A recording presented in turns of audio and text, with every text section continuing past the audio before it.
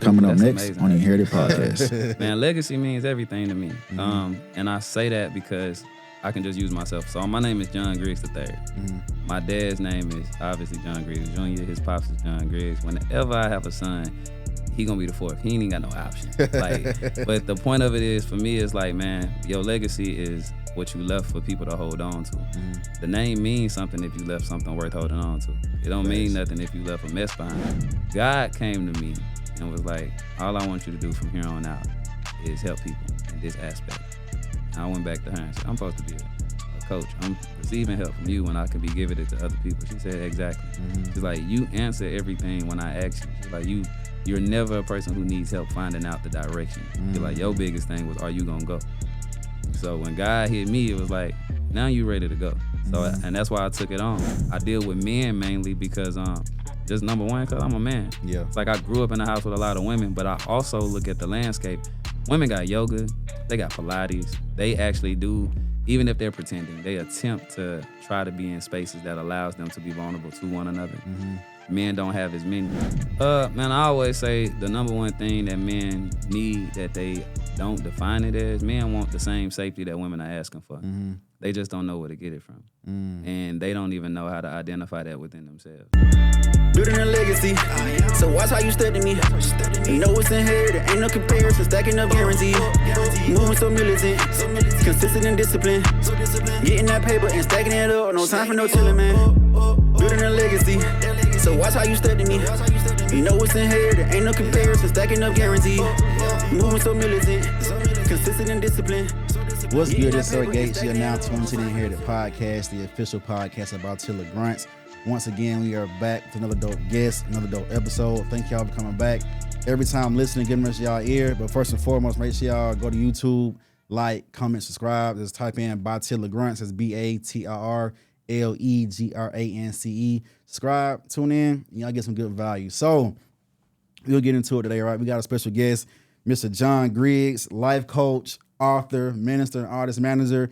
Just a little bit about John. So John's a dedicated, passionate, and about inspiring men to be more productive in their mental health journey and to simply reframe their way they think about life, relationships, careers, and more. So what we're gonna do today is get his backstory, his origin story, bring y'all some value from this conversation. So whoever may be listening, make sure y'all turn this all the way up. We're gonna jump right into it, all right? So how you doing, brother? I'm doing amazing. How you doing? I'm doing good, man. So I can't complain. We kind of talked a little bit earlier, but today been a good day. Always blessed to be alive, get here, come in here, sit down and do a podcast. Like I was telling you, for y'all who may not know, so the whole goal of the pod is to bring some value to whomever may be listening. You got some people out who may be lost, some people who just may be struggling, going through a certain season in their life. They might know how to get through it, but your story, your trials and tribulations could pull them up from that and give them the strength to know, like, you know, God give grace and get to it. So, but to break the ice, what I love to do is ask a question and get into the podcast. Of course, nothing crazy. You stand on brand. So my question to you today is, what does legacy mean to you? Ooh, that's amazing, actually. Man, legacy means everything to me. And I say that because I can just use myself. So my name is John Griggs III. My dad's name is obviously John Griggs Jr. His pops is John Griggs. Whenever I have a son, he gonna be the fourth. He ain't even got no option. But the point of it is, for me, is like, man, your legacy is what you left for people to hold on to. The name means something if you left something worth holding on to. It don't mean nothing if you left a mess behind. So I know for me, regardless of everything I got into as a kid, it always went back to, John, your daddy, ain't it? So it's like, now when I see my nephew come home and be like, I got an English teacher, and she said, is John Griggs your uncle? You're like, yeah. It's like, but I left it so well when I left. It's like, bro, you have no choice but to, like, do your own thing. Don't be us. But it's like the legacy built. All you gotta do is walk the train track. You cool. Yeah, it's like they already are expecting something of you just because of that name. Like you say, it's good you told him, do your own thing, but just know the Griggs done left something here, so don't stay in line, man. Do something right, for sure. Like for me, like I love legacy, man. It's just because, like, growing up, just seeing how I grew up and what my family and I had to go through. Like my parents struggled, we struggled, but just seeing that, just truthfully, like once they may pass away, me and my siblings and our kids probably won't have much to get from that. I mean, granted, their life was their life. their path was their path. Of course, younger growing up, you question like, why did they make certain decisions here and there? But once you get older, you see sometimes life happens, and it's cool. But just seeing that, I just tell myself every day is just like, who would I be to see that get older if God bless me with kids, to have kids and take them through that same path? Like, why would I do that? And then knowing I'm getting older, we're going to pass away one day and get old, and it's up to them to look after us, take care of us, take care of the world. So pour into the generations coming behind us and leave a good legacy behind. And that's just not tangible stuff. It's intangible stuff. Most people just think, oh, if I'm leaving a legacy behind, I can ignore emotional intelligence. I can ignore love or just compassion. As long as I got a bag, I did my job. But I think it's just way deeper than that, man. And just understand you can leave behind way more than money. Like, if you left behind everything else, that may be the thing that set that generation up to make the money you want to leave behind. Like, I tell myself every day, I want to make the millions, of course. But if I'm the one who's supposed to just make the hundreds of thousands just to start the foundation or whatever, even if it's less than that, but to start the foundation and give them everything else, I'm cool with it. That's what God has for me. But of course, I'm gonna strive for the most. But it's just, when it comes to that legacy and inheritance, bro, it's like, man, we have to understand we got to do better sometimes and leave our kids that whole, oh, I got it out the mud thing. Like, that narrative was cool growing up, especially when you had no guidance. But you don't have to go through that. Like, why do you want to have to work that hard to start from zero? Leave them something behind. So, but legacy, that's dear to my heart too, dog. So I respect it. I like the point that you said it ain't always leaving behind like the bag. Yeah. And the reason I say that is, I guess we'll touch it at some point. Like, my pop's 82 years old. Mm-hmm. So it's a blessing. It's man. like, thank you, appreciate it. But my grandfather didn't leave him nothing. It's like, you left with what you left, and then my pops built. Now, whenever my pops leave, God forbid, whatever, it's like, he like, bro, when you leave, it's X amount of acres. It's like, this'll go to y'all. It's like, but what your pops did leave was the name. It's like, when I go to my hometown, the name got weight. It's like, oh, you one of them Griggs. It's like, from here to the other side of town, it's like, it don't matter what you do. If you're a cop, if you're a bank, it's like, the name is good enough. So if you just fall in place, it's like, man, you might not even have the credit for a loan. It's like, you one of them Griggs. We gonna give it to you off of that. It's like, I look at it in that space. It's like, man, I know me. It's like, I would love to leave something for the children that I one day have. It's like, but if I don't leave nothing physical, it's like, man, the amount of people I've actually touched, it's like, my child could now go to my alma mater from college and be good. I know that for a fact.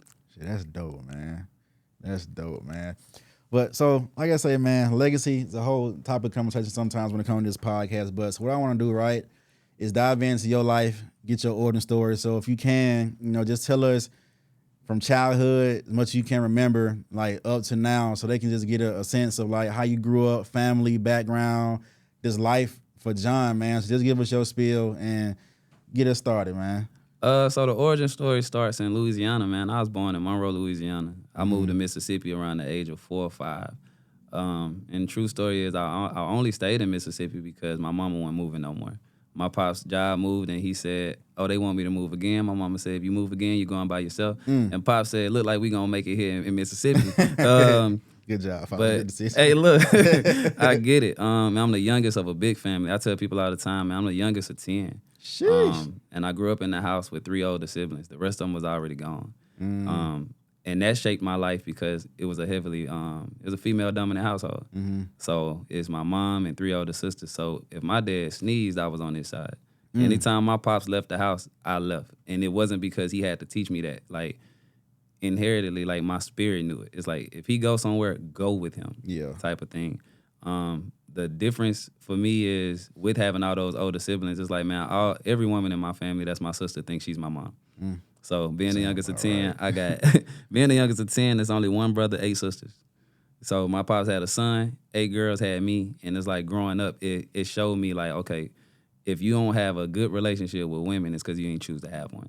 Facts. Because it's like your moms is here, all your sisters are here, and being the youngest allowed me to, man, I judge my siblings. What they say these days, like, we listen, we don't judge. It's like, nah, I listen and I judged all y'all growing up. Yeah. But I judged y'all as a space to learning. I watched my siblings touch the oven. Like, y'all really put y'all hand on the oven. And being the youngest, for me, and I know every younger sibling doesn't do it, man, I just was like, nah, if I saw your hand catch fire, my hand ain't got to catch fire. Facts. It's like, and it helped me around the age of like 10, 12. Like to this day, my auntie is like, oh, that's the little old one. Like our family reunion was just like Crazy. a couple 3 weeks ago, and every time they see me, they're like, he's such an old man. It's like I am, but it's only because I had all of y'all to watch growing up. Mm-hmm. Now, as far as who I was, man, I am literally my mom and my dad 50-50. Mm-hmm. My mom has quick mouth. My dad has a calm demeanor. My dad doesn't get angry, but when he gets angry, he's there. So that's who I was as a child. So people be like, oh, he's upset. And it's like, nah, he ain't even upset yet. That's just, his mouth is smart. And then it's like, oh, now he's upset. And I worked through that. That's probably one of my greatest accomplishments. Meeting people within the past 5 to 10 years who are like, you just so calm. It's like, I've never seen you angry. It's like, I don't think people realize the amount of work I went through to lose that attitude or to lose that part of my my genetics. The things that I wasn't a fan of how my mom was. I was like, and that's something that we often talk about. It's like, every trait you get from your parents aren't traits you got to walk away with. Facts. Like, my grandfather was an alcoholic. My pops recognized that. My pops doesn't drink. It's like, my mom, for her, it was like, you was real snappy. For me, it's like, I like the sarcastic tone and the sarcastic like words that I have. I don't mind being snappy. It kind of make me comedic. But it's like, I didn't like getting into it with people just because I was so quick to have something to like fuss about. But being the youngest, it just allowed me to like, man, I took from both. My pops was a musician. I played drums from the age of 2 until I graduated college. I played at set. I played for church. I played in school. Made the drum line at Alcorn State University. It was my calling card, and that comes from playing sports all my life too. Like, I played basketball up until like 8th or 9th grade, until I finally got to the point where it's like, you got to make a decision. I'm like, all right, it's gonna be band. It's gonna be so band. between like hooping and doing the band, Man, absolutely. It's like the schedules. It's like, oh, what you gonna do? You gonna hoop? You gonna play? You gonna play in a band? And I'm like, man, I saw drumline. I'm trying to see what it's like for real. Like, only to go to college and was like, this ain't the same, but it's close enough. I take it. But I was inquisitive. I watched, man. To this day, people be like, you talk a lot. It's like, it's crazy. I ain't talked till I was like 8 or 10. I used to sit on the backseat of the car to the point that my mom would drive off from church and be like, where's John? And my pops would be like, he back there. It's like, I just sat back there, even in new spaces. This might have been the most vocal I've been when I met you and your producer when I walked into a space. It's like, but it's because I know what I'm here to do. It's like, okay, I'm here to talk and do that. Yeah. But in most cases, man, I walk in, and when people meet me, they'll wait till the second time and say, when I first met you, you were so standoffish. It's like, my spirit was opening. We spoke. You didn't have a bad encounter. But I sit back and I watch. Like, that was my life as a whole. It's like, I watched until it became my time. Like, very observant. That's actually my story in a nutshell. Just watching until it was time for me to take charge. And it's crazy. Like, while I was smiling, because it's like we each other in reverse. I'm the baby in my family. Well, not that many kids, but so I'm the youngest of 4. I have my sister, the oldest, and I got 2 older brothers. But they tell me the same thing. They would call me for advice. Like, they would say, we look up to him. It's not like they're doing something bad, but it's just, again, the same thing. I've seen them go through so much. I've had the examples already to say, hey, I'm not doing that. And that analogy you said, it's my favorite one to use. I tell my niece sometimes, and I tell my wife, like, I'm going to ask my kids one day, this may sound crazy, I'm going to get a lighter, I'm going to light it up. I'm going to say, look, the lighter is hot. It's going to burn you if you touch it.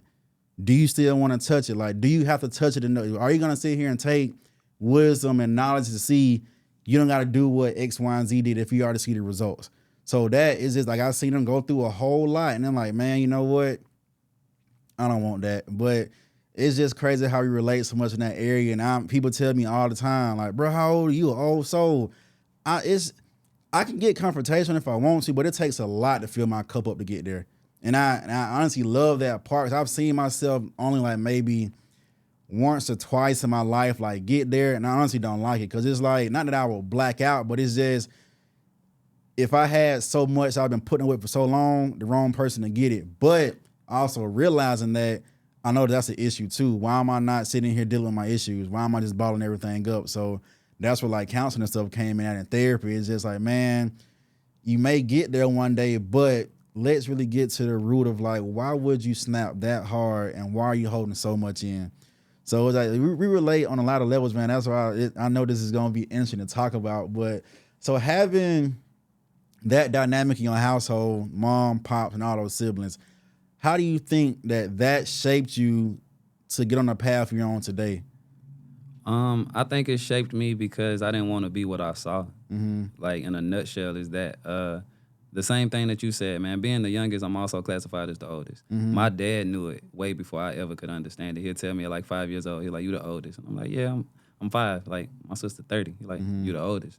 And like the older I get, like now I'm 32. Same thing. You have your 60-year-old siblings calling you on some, "Hey, we need to talk." Yeah. Or like my other siblings, like, "We need to talk." And it's like, you do hold the wisdom. But the overall thing for me was, man, I didn't want to be like my siblings. I didn't want to be my parents. Like, we come from just even, and not to say it's like just coming from like, that's the black culture. We grow up in these spaces where it's like we don't talk about these things.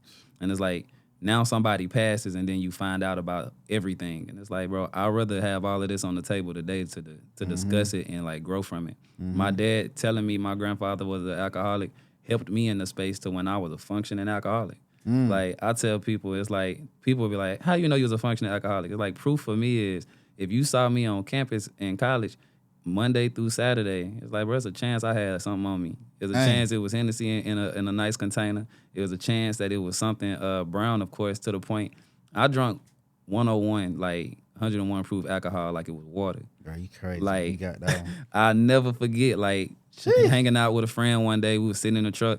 She was like, "Man, let me get a hit." She hit it. She's like, "Bro, what is this?" I'm like, "Bro, it's Wild Turkey 101. And I'm just drinking it like it's straight. And it's like, in that space, it's like, I sat there and realized, it's like, bro, why do you drink the way you do? It's like, one could be like, "Oh, I just enjoy it." But it's like, nah, it's a suppression. It's like, that alcohol is keeping so much other stuff down that you actually ain't even talking about. So knowing that from my pops, it allowed me to be like, okay, cool. Had you never told me, I'd have thought, okay, I'm the only one who drink like this. And it's like, that opens the window for it. So if alcohol is that for one side of the family, the other side of the family is watching how y'all deal with these things, and y'all say it amongst each other, but y'all never say it to the people y'all need closure from, which leads to, why is there a drift or a space in between what could be a more close-knit family? It's like, half of the time, it don't even be that deep. It's just the fact that you so emotional about it and you haven't shared it. Like, I didn't know. It's like your grandma. It's like, man, you don't know that your grandma offended you. Like, your grandma doesn't know that she offended you. Like, Facts. Go tell her. And the way I look at that is how I tell people now, like, bro, my mama's 75 years old. At her age, she's her age. It's like, it's so hard to get them to shift and change. What you give a person of that age is grace. It's like, Got to, because man. at their point, they've made it this far doing what they think is right. Yep. So that's exactly what it was for me. It's like, I watched everybody and was like, I don't like the way you shoot the ball. Your handle's ugly. You be traveling. And it's like, when I look at it like that, it's like, bro, I shift. But I love it now because, man, if I'm the youngest, I watch my siblings be like, dang, this mental health kick you been on. It's like, I'm going to therapy now. It's like, I'm getting closer to mom because you got your relationship right with mom. It's like, and it go back to what we said from the beginning. It's like, I watched all of y'all enough to become the oldest mentally. So what you think came first for you, right? Of course, like in the profession you are now, and I want you to tell them everything you do, but like as far as like life coaching, either more towards like the mental health tip with men, artistry and music, so like which came first? Oh, artist management came first. Okay. Artist management came first, and it was without a doubt, man. When I was a kid, I thought I was gonna be Usher, and then you realize you can't sing like that. Except in the shower though, man. Hey, the look, you get them note crazy. Man, what? With the water hot, it's up. I'm trying to tell you. Telling you. But I couldn't. I didn't do it. But I love business. Like I went to school, and on the first day of school, I changed my major. I said I'm gonna go to school and major in music. But I knew, like it came to me like while I was on campus, like on the first day out of band camp. I was like, bro, you get a music degree, you can go be a music teacher, you can go be a band director. It's like that's not gonna put you where you want to be. So I major in business, get on the business side of music. Ended up managing an artist, had a mentor. My mentor had done some dope things. I booked my first major show while I was still in college. They got South by Southwest.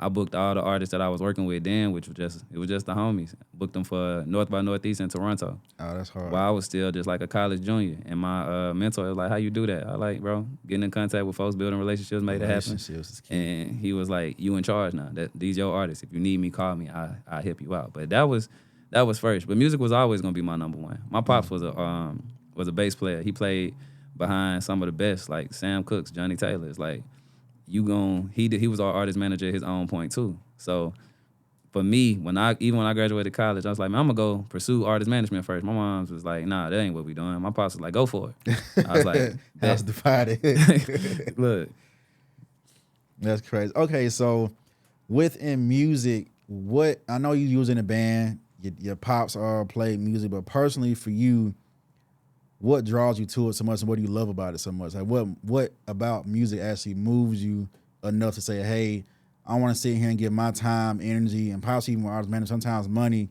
to another person, and they could one day either flake on me, not take it as serious as I take it, don't have a work ethic. So what keeps you going in that, and what drew you to it? music to me is like my skin. Unless somebody like set me down and pull it off of me, I could never be without it. Oh, that's deep. Like, yeah. And it's, for me, it's so real because it's like, man, like I said, I've been playing drums since I was 2.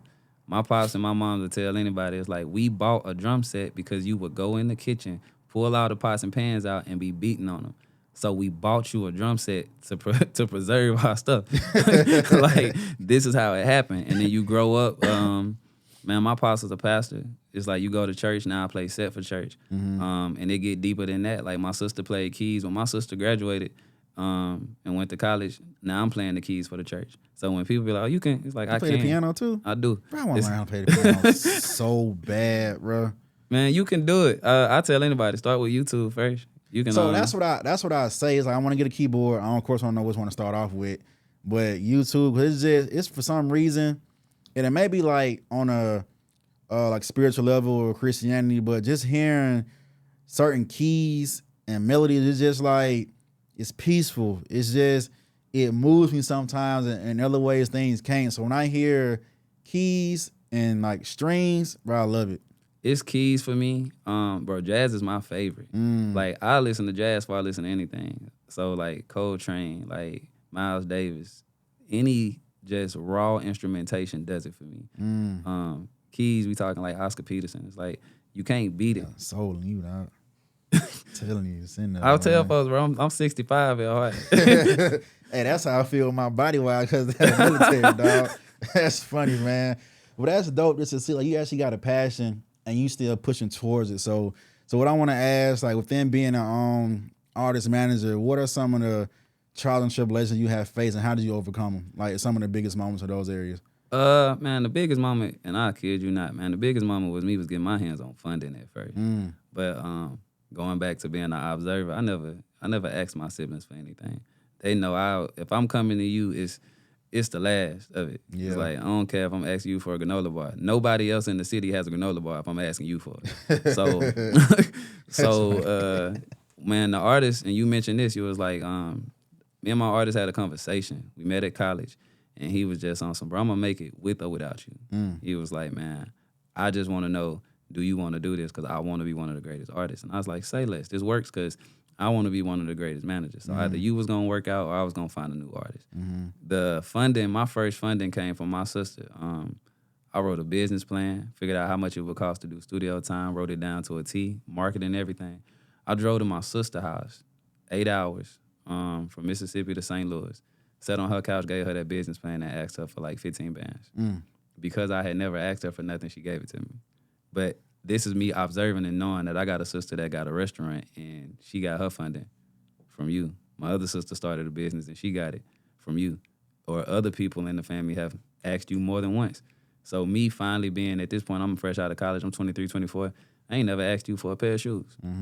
So she was like, man, I gave it because you was willing to ask for it and you've never asked for it. And I know you for real. And it's like bringing her the business plan showed, it's like, bro, I brought it to you first, but if you told me no, I was gonna take it to somebody else. Yeah.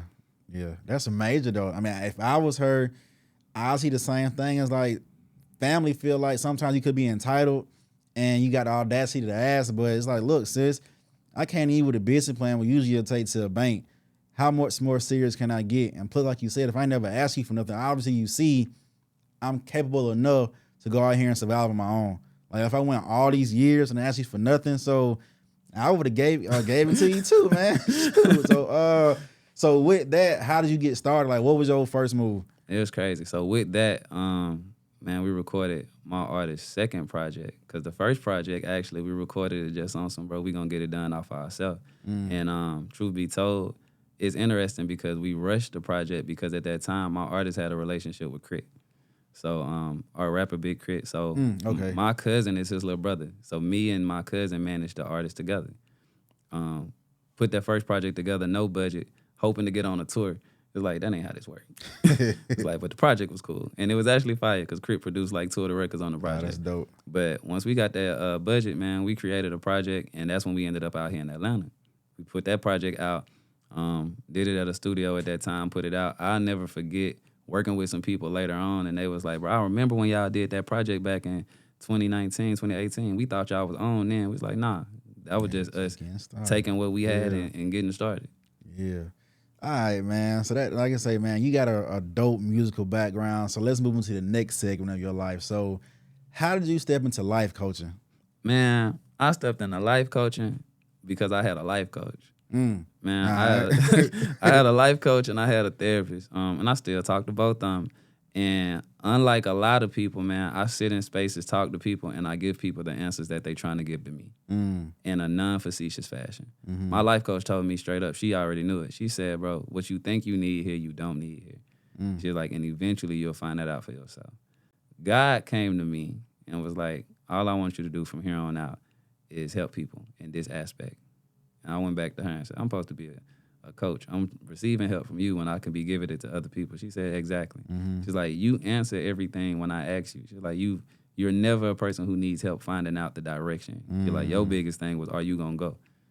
So when God hit me, it was like, now you ready to go. So and that's why I took it on. I deal with men mainly because just number one, because I'm a man. Yeah. It's like I grew up in a house with a lot of women, but I also look at the landscape.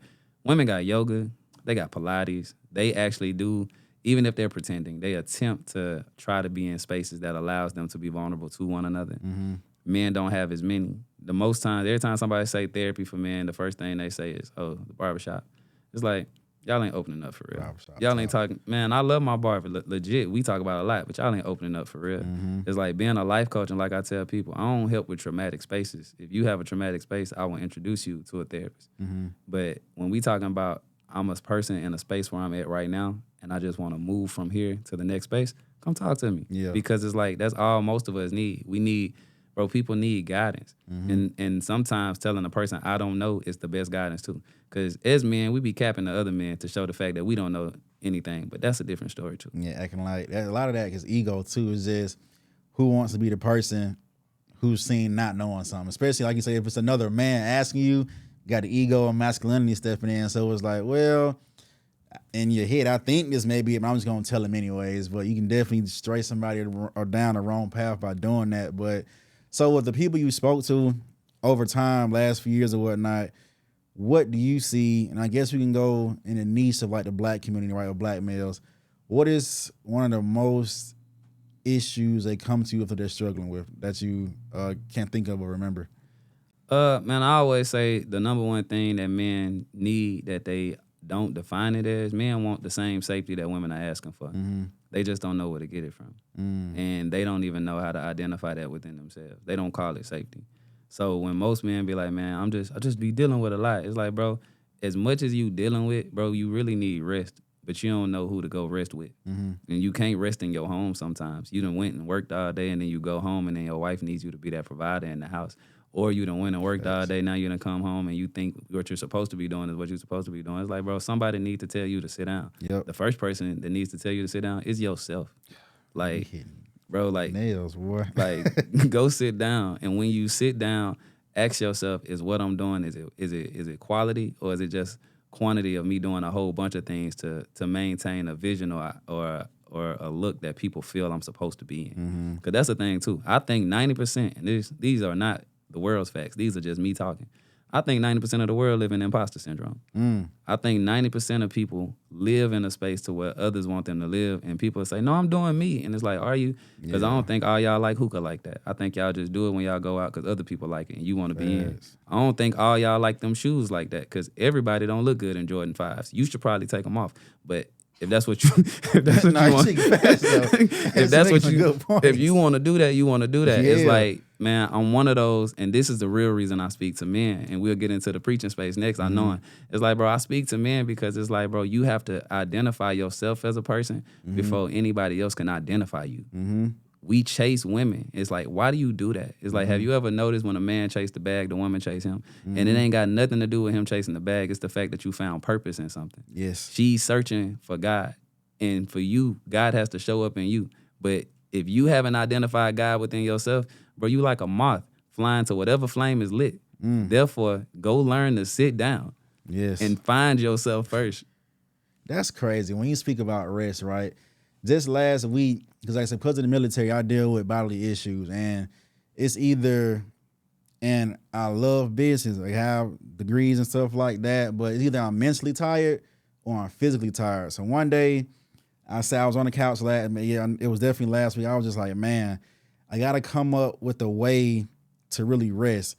And it was pastor, his name Dr. Gabriel Powell. I remember I heard him say one time, even lions rest. So I'm like, that's powerful. So over time, it's like, man, how can I really strategically and just figure out what this rest look like for me? Because what I came to this conclusion of is what I would do if I'm mentally tired, I'll like put down an iPad, computer, laptops, and get out of break, but I'll pick up physical activities.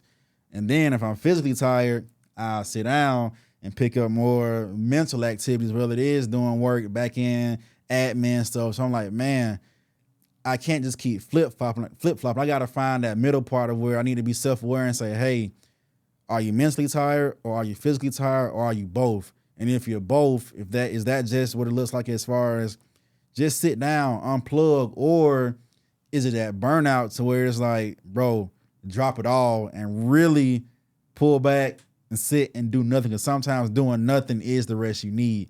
But just being somebody who's always on goal, it was a hard time trying to adjust of doing nothing, because you feel like, bro, I'm being so unproductive. I could be doing this with this time, but I'm just sitting here like chilling. And the mental group I'm in is a couple of us guys, and what we do, we read a book every month. And then we come after read the book and we discuss it, have discussion questions about it. And what was the question asked? What they were saying is, what does that rest really look like? And are you really hurting yourself or helping yourself by not doing it? And could that really be stopping you from your purpose by not just getting rest?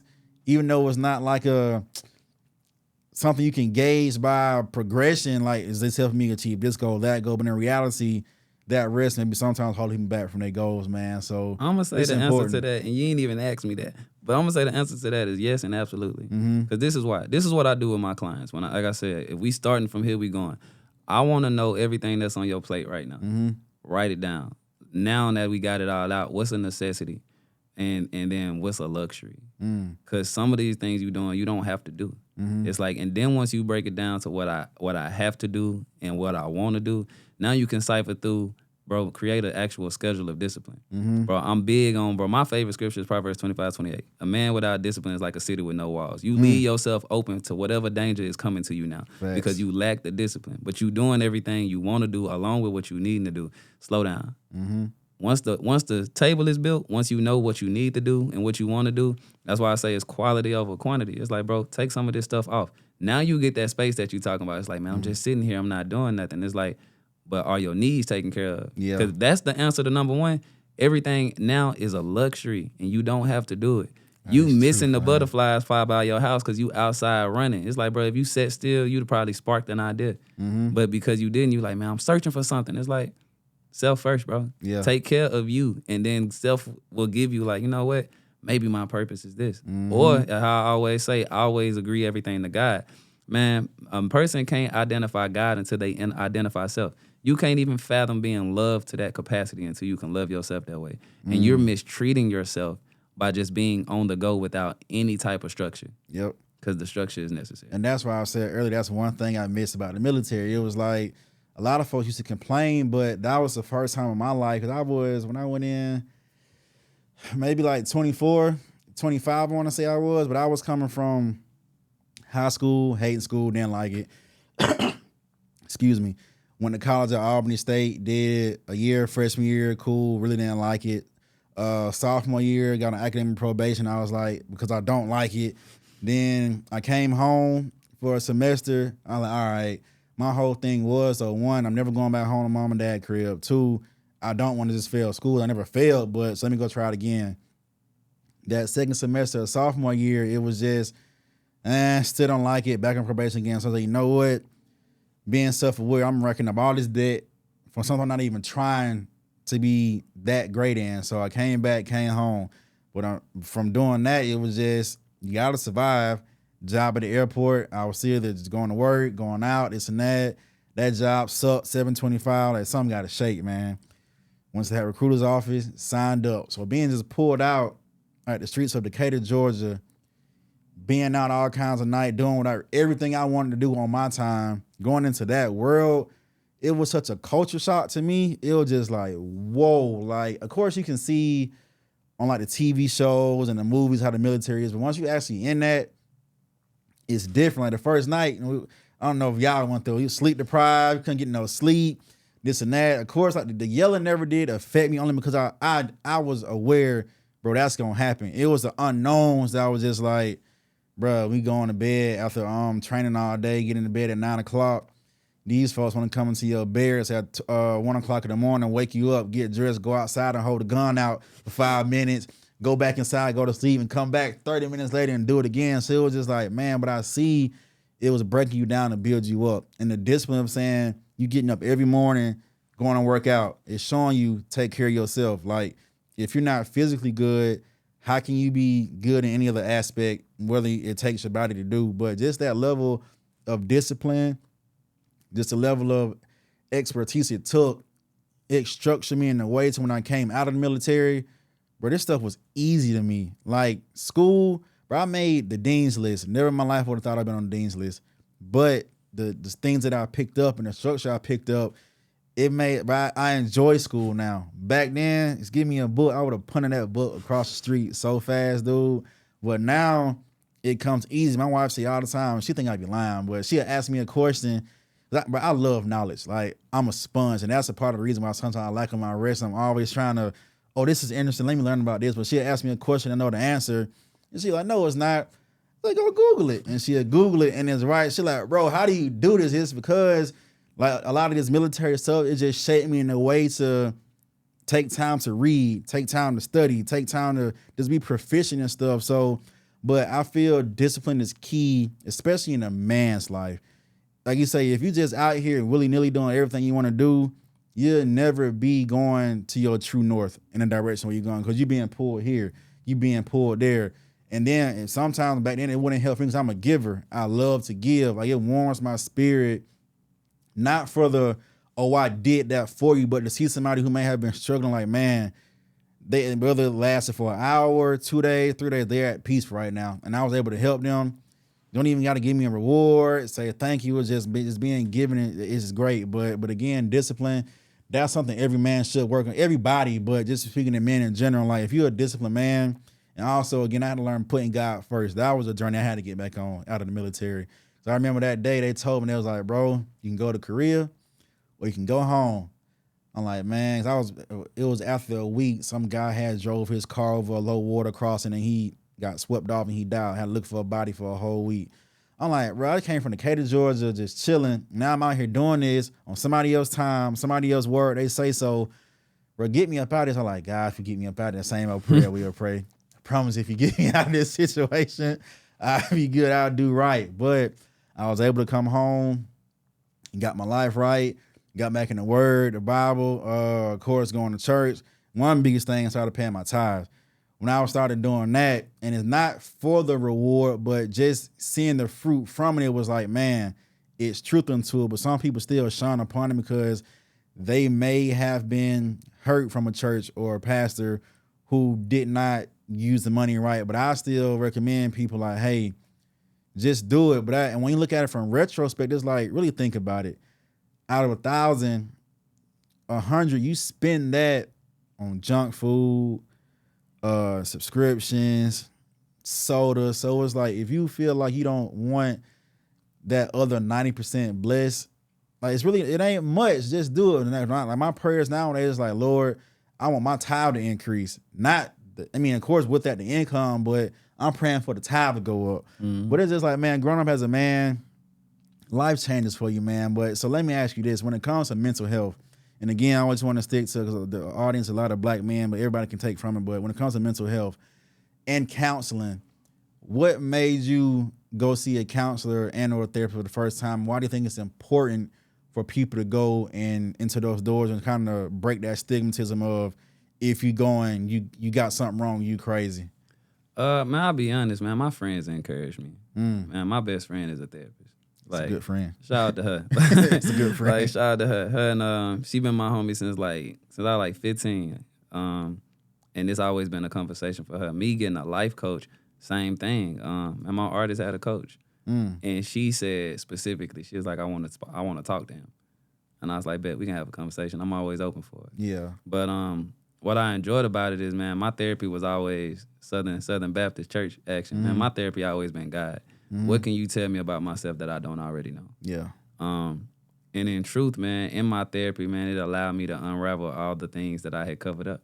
It's like, man, bro, we never really healed as men sometimes. We just got a lot of scabs. It's like, bro, the scab never fell off. We never really handled it. We just dealt with it good enough so that we can move on from it, which is why we remain triggered. Like I said earlier, the anger thing. I had to deal with therapy so that I could lose the idea to why am I such an angry person. And I was never I ain't the angry black man. But I was always that person that's like, man, it ain't take much to get me there. Yeah. Nowadays, it's like, bro, it'd probably take 10 miles to get me there. You really gonna have to do something to get me there because I really don't care. It's like, when I see people who do things towards others, I always tell people, I'm like, bro, they have the issue, not you. That's why. So when my friend suggested it, man, I tell everybody I do everything once. It's like, facts. You got sushi or something, it's like, oh, I'm gonna go try it. Now I love it, you know what I'm saying? Yeah. So it's like, man, therapy is like, all right, what's the worst that can happen? And it's like, you enjoy the space. And it's like, man, it only made me a better person so I could be a better person for people. And like therapy, it changed my life. I didn't know, because you can talk, just ask yourself questions. Of course, you can hear from God, but I'm just speaking in the physical realm. It's like when I went in there, I didn't know I would appreciate so much someone who's not biased in my life or know what's going on, but was able to ask me certain questions that either I never asked myself or somebody who knew me asked me, but those certain questions allowed me to really think like, man, what is that and why is that being triggered and how does it connect to a childhood situation? That's mainly where it's coming from, the childhood, those traumas there. But when I did it for the first time, it was just like, all right, this is cool. Like it left me going home thinking about stuff and allowed me to work on stuff. And also, to me, it's a form of therapy. Like when I before I married my wife, right? Now I was telling my friend E about it just before you came. Like she made me realize trauma that I had as a kid, as far as not being shown like affection and the communication from parents, because like she's a very lovable person, like real affection. I love that about her. But it was like before we got married, when she used to hug me, right? Like I found myself, I would hug her like of course I love you, but I would kind of be turned like this a little bit, and I'm hugging you, but I was like, man, why am I turned like this? Like, what am I running from?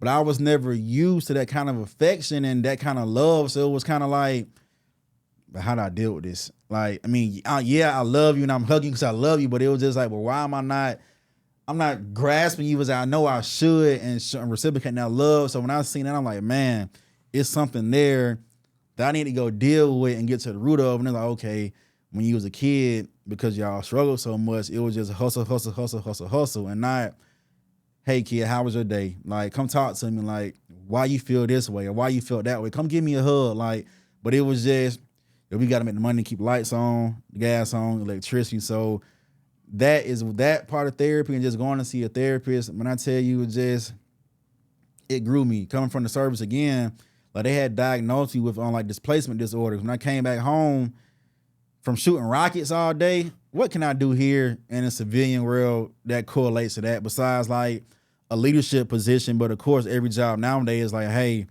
you need 3 to 5 years of experience and this and that to get a job. But it put me in the mindset like, bro, what am I going to do?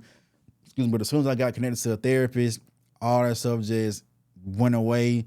My mindset got right. Of course, like I said, God helped out in a major way. So, but I still recommend any black man, black woman, whether you black, white, whatever it is, therapy is just a way to heal and release. They say one of the best ways to heal is to talk about it. And I 100% believe that. Holding that stuff in, you either gonna tell yourself the wrong advice, or I feel as people, we love to go down a rabbit hole and a train of thoughts of something that's never happening, never going to happen, but you just going, oh, if this happened, or that's gonna happen if I don't do this. But it's like, bro, just live in the present. What's in front of you, deal with it. You can dream for the future, of course, but right now, handle what's in front of you, man. And a lot of that, like I say, came out through therapy. So I commend you on that, giving you flowers for being a guy who wasn't scared to go, or who actually just took the step to say, hey, there's some issues going on. Shout out to the best friend too, who pushed you to do it. And you got up in that, man. So kudos to that, dog. Kudos to that, man. Appreciate it. I think what you said is to talk about it. That's the men's space for me. Mm-hmm. I think women do talk to people, even though we still look at the stigma for therapy and mental health with black people as we do.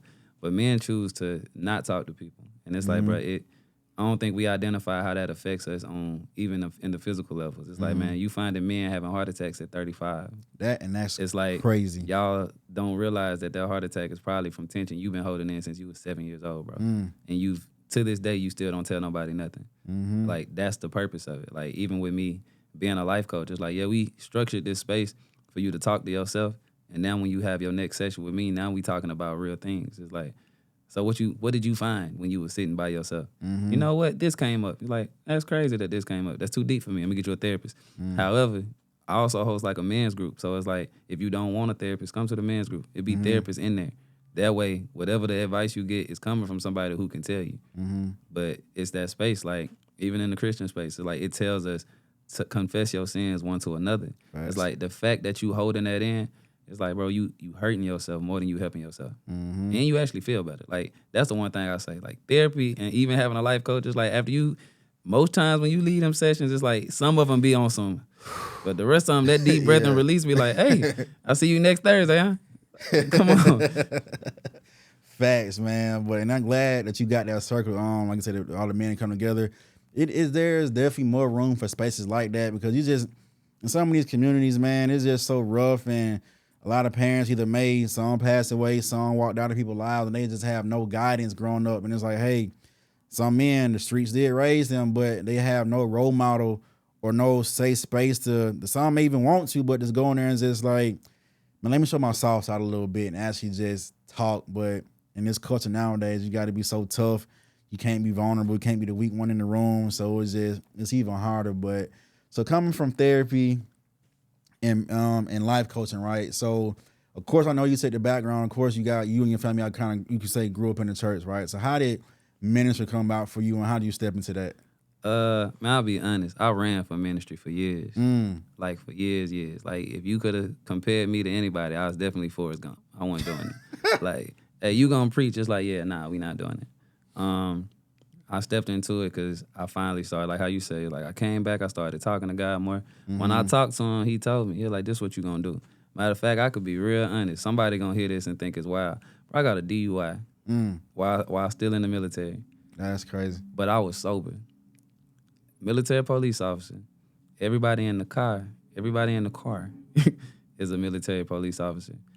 My homeboy leaned out the car, threw up. Police pulled me over. I still blow under the limit. While I'm sitting in the space waiting on my sergeant to pick me up that night, that's when God was like, look, this a warning shot. He was like, I've been letting you do you. I need you to do what I'm asking you to do, or the next time you're going to end up in something that's going to put you here for real. That next day, I called my pops, was like, hey, pops, I'm supposed to be preaching. He was like, I already knew that. He was like, want my job to tell you, do what you got to do. So I've been licensed since I graduated college. This the funny part. I've been licensed, but I've been being a minister, like how people be being Native American. It's like, what are you? It's like, I'm black, I'm white. And somebody be like, I got Indian. It's like, I got Indian too. It's like, that's how I've been. It's like, man, I'm a minister too. Up until about a year and a half ago, when I finished getting my life coaching space, that's when he was like, all I want you to do for the rest of your life is minister and help people. He's like, don't you worry about nothing else. I'll take care of it. since I've been being obedient, bro, the door has been like swinging open. That's like amazing. On some, I need you to come do this, or I need you to come do this. And it's like, speak here, speak that. It's like, God is like, now that you're doing what I asked you to do it. Because, I'm gonna be honest, me being a minister was an issue for me because I ain't like how ministers looked. Growing up in church made me not want to be a minister. I watched pastors who preached for $5,000 a Sunday. I watched pastors, like how you said that church hurt. It's like, y'all took money from the congregation and ain't do nothing with it. So it's like, when I first became a minister, like when I got the calling, I was like, man, I wanted to pacify the people who had been hurt by the church. I didn't want them to look at me like every other minister. And now I'm in this space like, if you want to talk, let's talk. I can't change your views. I know that I'm not like every other minister. Yeah. And that's like, in this space now, it's like, man, if you was to call me, I was finna tell a lie. So let me change the time. If you was to call me before midnight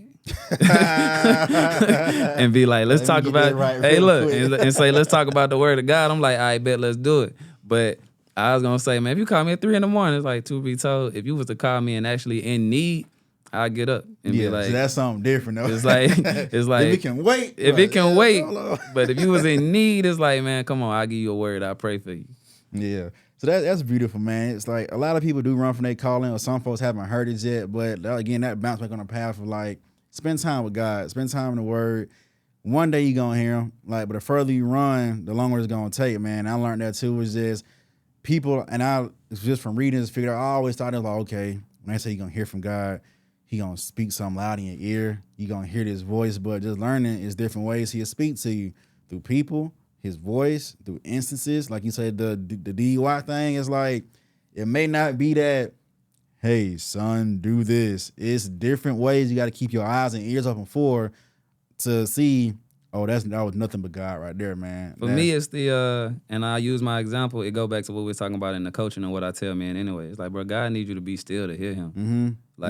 Either you going to be still on your own or he going to sit you down. Yeah. I noticed so many people be like, man, I found God in jail. And people like, well, why do people find God in jail? It's because you sitting down. You don't got no choice but to hear him. We come outside, it's like you said, the culture is hustle, hustle, hustle. I sleep when I die. I got to get to it. And God is like, man, that ain't what I put you here for. I put you here to slow down, because once I give you the assignment, you're going to be busy enough with that. That's crazy, man. Like I say, I love combos like this. It's not talked about a lot, because I know like religion and some folks say I'm spiritual, whatever it may be. It's kind of, oh, we got to be quiet talking about it, but you really don't. Because a lot of people can relate and they want to relate, but it's like they gonna say something first. So you want to know what I find, bro? Bro, people need people who confident in it. And who don't look like what it used to look like. Yeah, bro. I know a kid, man. Shout out to this kid, man. I met him about 1.5 years ago. And we was talking. He was like, I don't believe in God. I was like, that's what's up. I was like, I'm a minister. He was like, you don't look like no minister. I said, I bet. Let it alone. He ended up talking to me next time he saw me.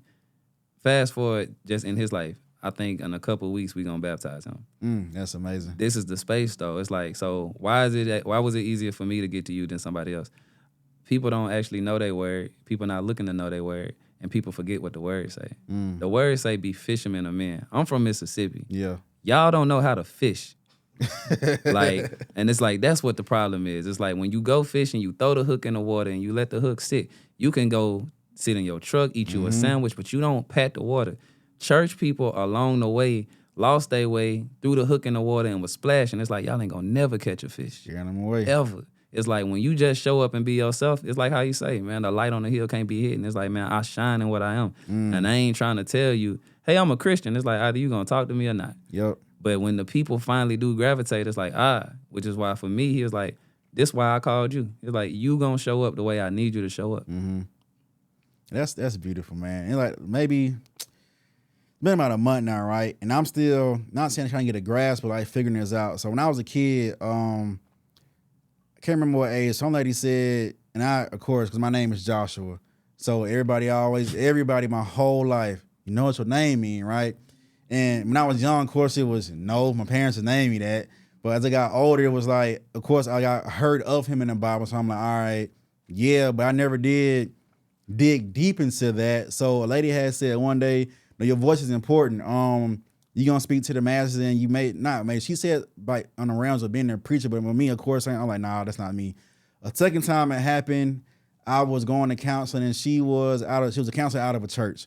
I was it? I think it was premarital. Probably was premarital, but she was just like, man, the way you talking now, it's not that nothing is wrong with you, but what you're saying, it shows me what your voice is. But again, I looked it over. So about a month ago, I was asked by my wife's hometown preacher. They do a youth group, like a youth Sunday, I think once a month. And they usually try to get somebody to come out, talk to the youth who doing something positive. So they asked me once before, and I was like, I'll do it, but never heard about it, so I just let it slide by. This time, they asked again, so I'm going to commit and make sure and communicate, like, yeah, I'll go out there and do it. So initially, she said, hey, I got about 6 to 10 youth. We're going to take y'all to the back while we doing church, and you just, whatever you want to present, of course, show me what it is so that I can just be on track, do your thing, talk to these kids, give them a good message, boom, cool. So I'm like, all right, easy peasy, I love talking to people. Of course, the kids, I love the kids, cool.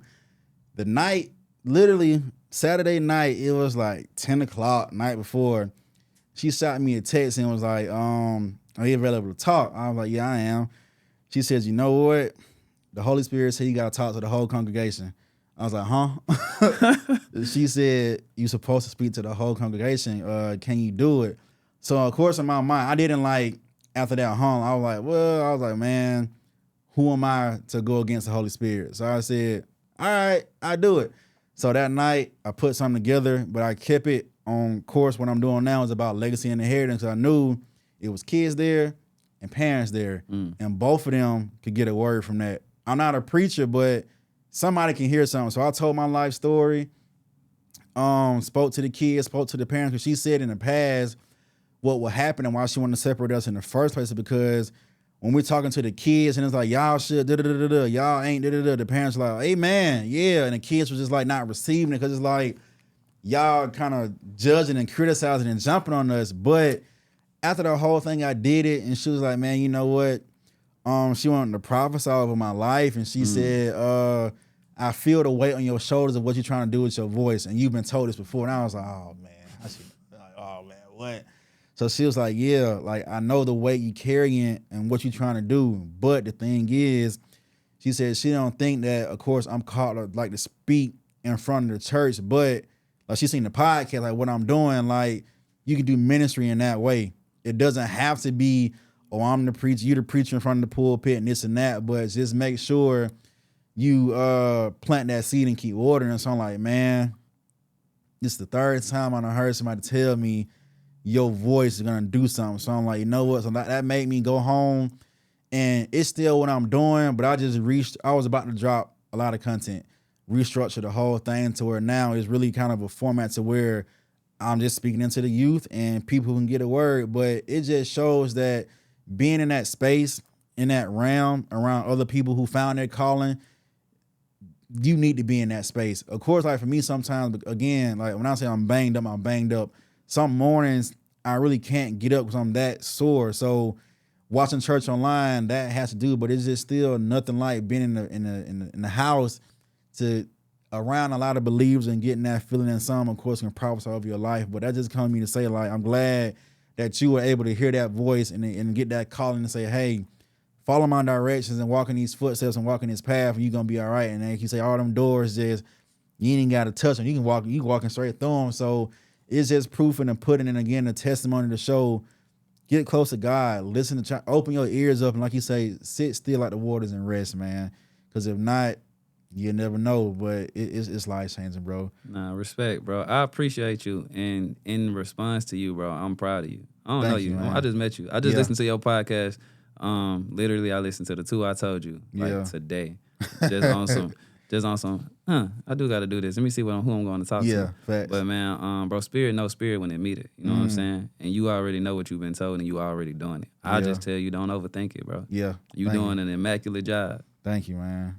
Respect. Thank you, man. So that's, like I said, that's the a journey and path I'm on, man. I just want to encourage people, like it's cool to be different. Some people are shown on being a black sheep, but it's not always not a negative thing. Like sometimes you got to separate yourself to do what you need to do in life. So I'll push everybody to do that. But so another thing I want to get into is you being an author.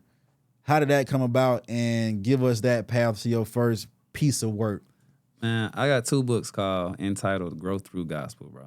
I tell everybody it took me 7 years to write the first one.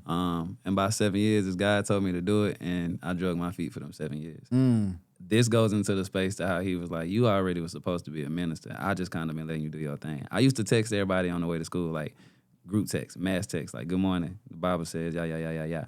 All I did was take all of those and turn them into like a book. But instead of a daily devotional, it's a weekly devotional. It's called Growth Through Gospel because it's how I found myself closer to God. So I would text it to people and they'd hit me up. Oh my God, how'd you know I was going through this? And I was like, look, I don't. Yeah. God knows. And matter of fact, I was going through it. And I'm just being obedient to the space. So it's a weekly devotional because I feel like, man, bro, things take time. You read, good morning, today we're going to discuss peace. The Bible discusses peace. And then tomorrow you go on to anger. It's like, sit with this for a week. Actually meditate on what peace looks like with this scripture for a week. Now, if you do this for 52 weeks straight, bro, you should have a change in your life if you allow it. If you don't allow it, at least it's a good book. What I love the most about it is, man, bro, I give it to everybody. And I tell people straight up when I meet them, this book is not to make you a Christian. I got some homies that's Muslims that got it. And they're like, bro, it's a really good book. And it's like, okay, cool. It's like, I done read the Quran and stuff too. It is what it is. It's like, but to those who see God when they read it, it's like, that's what it's all about. So what's your favorite part about being an author? Just would it be just changing lives or actually the creative part? I'm gonna be honest, neither. Oh man. I'm gonna be honest. Me being an author is literally on some guy like, bro, write them books. I'm like, bet, you say do it. Yeah. I enjoy what I'm doing now. And it's crazy because years ago, I'd have been like, put me in the pulpit. It's like, yeah. And that's like, I remember like going home and it's like, oh, I got to preach. Nowadays, it's like, oh, I got to be in the pulpit. It's like, say less. Because it's fun. It's like sparring. It's like I get to be in the ring. And it's like, it is in the ring. It's like, bro, it's me and the enemy. It's like, because today somebody going to hear what's being heard. You finna take a L. And it's like, I need that. Everybody not going to pick a book up.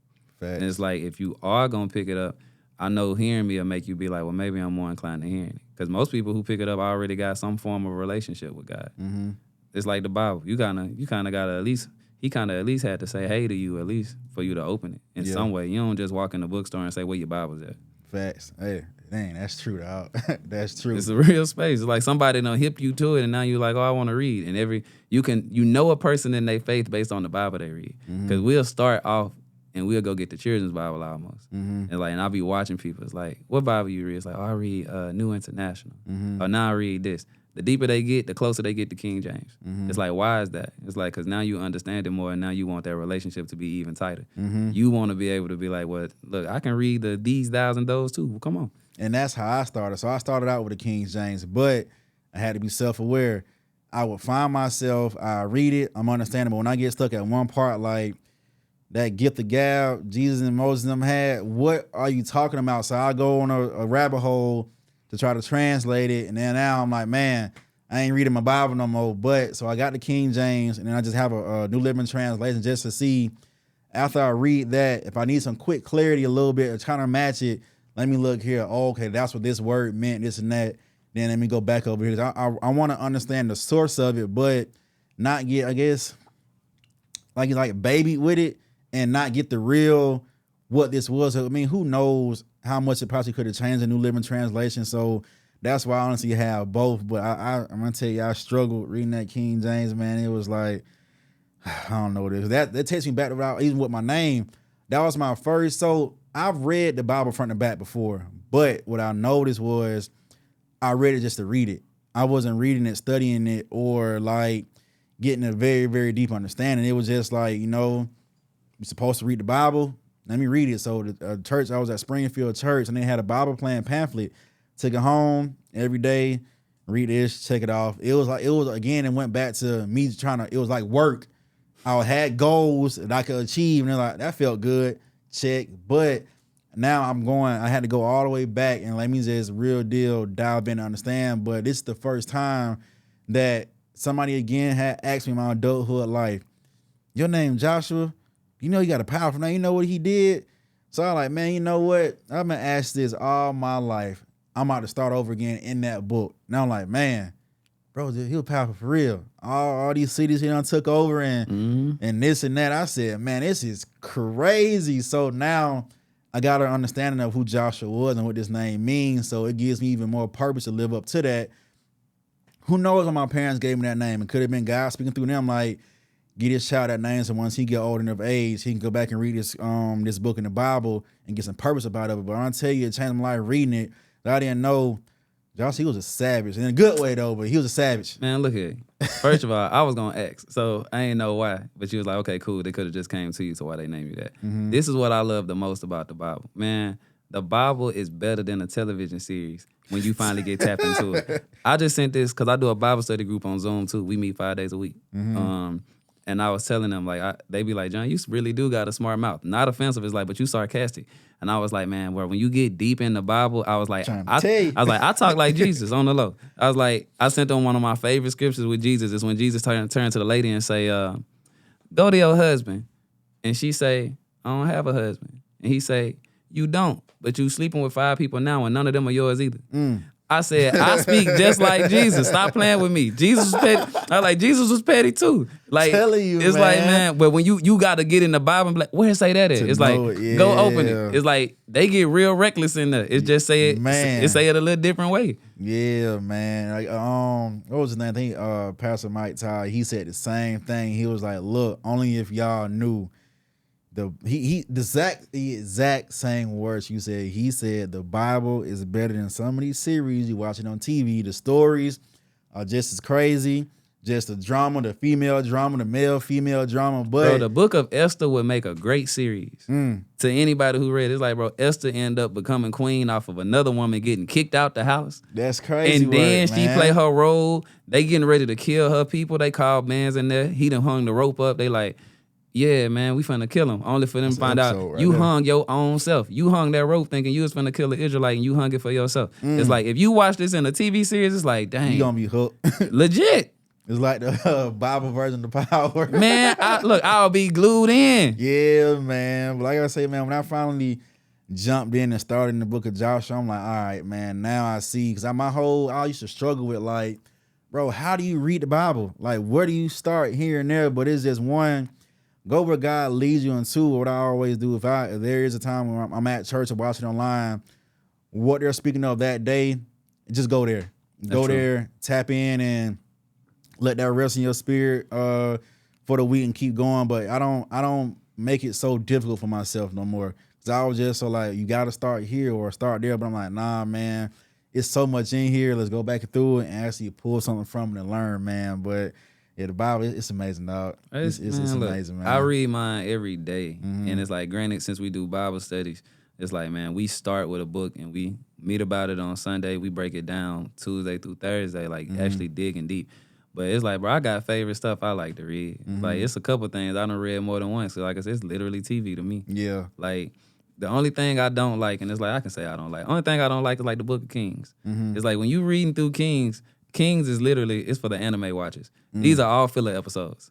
Like, Kings is all filler episodes. It's like, and such was king for X amount of years, and he was gone. And then you finally get into another book, and it's like, oh, the action has started again. Like, when I tell people to read, it's like where I start from. It's like, if you new to it, it's like, man, start where you feel like it. But if you actually growing in God, I'll be like, start from the beginning.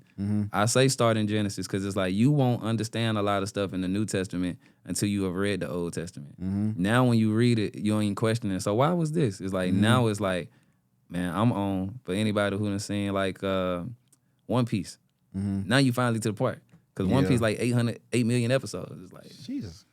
Like, and that's how I used to like start there. I had learned about versus like covenants, how that actually worked. And I'm like, man, I was coming from the old covenant, the Old Testament, and then the New Testament is a different covenant. I'm like, man, and it, even like that within marriage and how sex worked in a covenant, and it's then a covenant. Even circumcision, it was a covenant. I'm like, I thought that was something totally different, but seeing where that originated from, it's like, that was their way of their part of a sacrifice. And it's just, like I said, so much in there to where if you watching and listening, it's interesting. Like, even if you may not be Christian, this and that, just give it a try. You gonna get some up out of it, man. But and you're gonna love it. This is my last one, just for somebody who watching and listening. If you just like random, not like a good TV series, the book of Hosea, the first 3 chapters will get you. Like they'll get you, and they'll get you because man, God tells everybody, every prophet to do something. He told Jonah go to Nineveh. Jonah jumped off the boat and got to a belly well. I said this the other day. I said if all the prophets sat in the room and was like, what God tell you to do? Hosea is the only one who was like, who would be like, man, he told me to, like, what'd he tell you? He's like, bro, God told Hosea, I want you to go marry a prostitute. Literally. That's how your book start. And it's like, you ain't say no, you just literally had to go do it. If I'm in a room with all the prophets, like, what'd he tell you to do? He told me to go free them from, tell them, let my people go. He told me to go to Nineveh. What'd he tell you to? He told me to go marry a prostitute. Like, what? I gotta go read the book to go see why he made me do that. And then once you read it, it's like, because when we started talking about it in the Bible study, my homegirl was like, hey, your God was tripping. And when we got to the end, she was like, dang, God's so good. I'm like, but you gotta watch it's like, you can't skip to the end of the movie. Right, the climax will happen in the beginning sometimes. You gotta read it. Yeah, man. Like as you said, it's like a whole bunch of these of course, like AI videos going around, AI babies. That'd be a dope hilarious. AI video of doing exactly that, all them in the same room, dog. We gotta make that, bro. That's funny, man. But so another question I want to ask before we get up out of here, right? So for anybody who's watching, listening, or tuned in thus far and is in your community, or anybody who needs some support or just words of wisdom, right? What would you tell them to inspire them to get on their path or journey in life? I always tell everybody as inspiration that the answers are within you if you allow yourself to be heard. Like, you know what you need. Be still and hear that. For men, if you looking for spaces outside of yourself, especially in Atlanta, they here. I always speak about my space. We are a men's group at the end of every month. Last Wednesday, it's called Man to Man. Black Male Initiative is a space that people, as an organization, people should follow. They always have something. Also, the Brothers Brunch Foundation, that's a super dope organization. As far as women go, there are also spaces for them. The only reason I don't have the answer for you is because I just don't cater to that space, actually. But if you talking like you want inspiration in God, man, I say, man, find you a good book in the Bible, start there, and ask God to talk to you first. Like, you actually got to pray. Praying is such a real thing, and I know, I'm going to say this before I get into prayer. I think we believe in everything but good. Like, we believe in Bigfoot. We believe in the hunting of whatever. But it's like anytime somebody speaks good to us, it's like it's so easy for us to disregard it, which shows subconsciously there's something that we don't believe within ourselves. Anytime we speak good, like, oh, this or that, it's like we automatically, like, we hesitate. And it's like, don't hesitate. I'm always going to use the Bible. My favorite part of Genesis is when God comes back into the garden and it says, man, they were naked and afraid. And the only question he asked them is, who told you that? He's like, I never told y'all that. And I think we as people, and I use this for mental health, when people be like, I'm this, I'm that, it's like, you're not. But you got to find out, even if it's through therapy or anything else, why you believe the lies that you are believing, because God never told you that. He made you in love to be loved. So that's my inspirational spaces. Man, that's beautiful. Crazy. I don't know if we're on the same wavelength. So I got it. It's on. I started on Facebook. It's on Instagram. It's called By Tier Life, the brand I have. What I do there, we got like it's a handful of people in there, and I even send out challenges for the week.